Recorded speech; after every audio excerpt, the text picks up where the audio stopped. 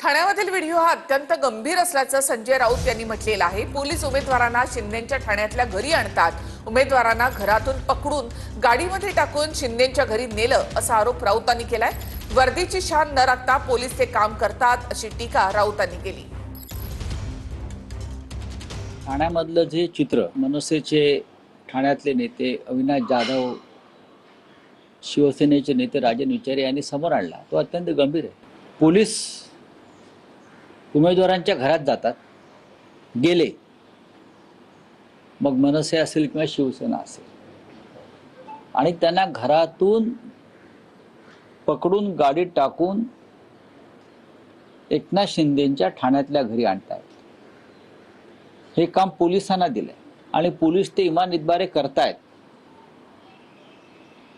आपल्या वर्दीची शान न राखता पोलीस ते काम करतायत। किंबहुना पोलिसांचाही नाईलाज असेल।